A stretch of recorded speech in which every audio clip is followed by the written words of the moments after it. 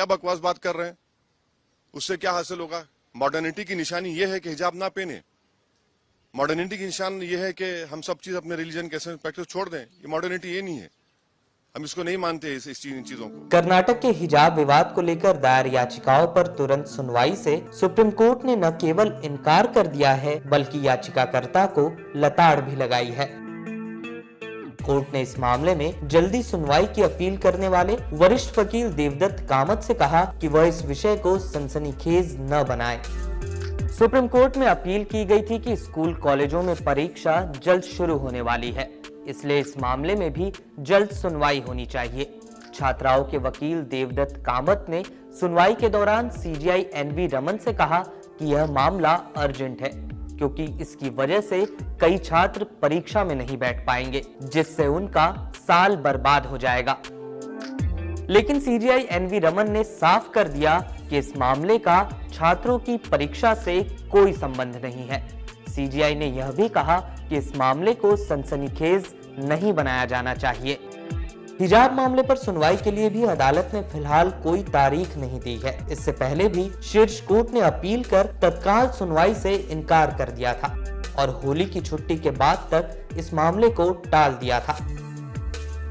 हाल में हिजाब विवाद पर फैसला सुनाते हुए कर्नाटक हाईकोर्ट की मुख्य न्यायाधीश की पीठ ने हिजाब को इस्लाम का अनिवार्य हिस्सा नहीं माना था और हिजाब पहनने की अनुमति को लेकर दायर याचिकाएं रद्द कर दी थी। कर्नाटक हाईकोर्ट ने कहा था कि हिजाब इस्लाम का अभिन्न हिस्सा नहीं है।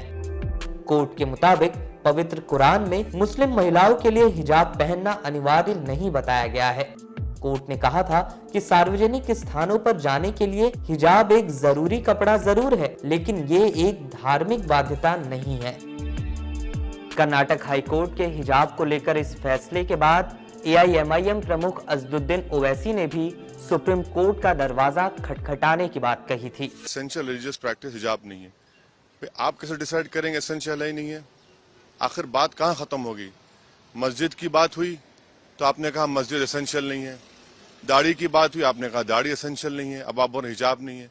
इसीलिए हम ये कहते हैं कि इसको सुप्रीम कोर्ट में अपील करने की जरूरत है। वहीं मीडिया रिपोर्ट्स के मुताबिक हिजाब पर प्रतिबंध लगने के बाद से कर्नाटक में कई स्टूडेंट्स ने अपनी परीक्षा छोड़ दी है। इस मामले पर कर्नाटक के शिक्षा मंत्री बीसी नागेश ने कहा कि जिन लोगों ने परीक्षा छोड़ दी है उनके लिए दोबारा परीक्षा आयोजित नहीं की जाएगी। बीसी नागेश ने कहा ऐसा कोई नियम ही नहीं है। शिक्षा मंत्री ने इस मुद्दे पर कहा कि कर्नाटक हाईकोर्ट के आदेश का पालन किया जाएगा और फाइनल एग्जाम में अनुपस्थित रहे स्टूडेंट्स के लिए रिपीट परीक्षा आयोजित नहीं की जाएगी। इस बीच हिजाब विवाद पर फैसला सुनाने वाले कर्नाटक हाईकोर्ट के मुख्य न्यायाधीश ऋतुराज अवस्थी, न्यायमूर्ति कृष्णा दीक्षित और न्यायमूर्ति खाजी एम जयबुनिस्सा को मौत की धमकी मिलने के बाद वाई श्रेणी की सुरक्षा प्रदान की गई है। इस वीडियो में फिलहाल के लिए बस इतना ही। देश दुनिया की तमाम खबरों के लिए बने रहिए लोकमत हिंदी के साथ।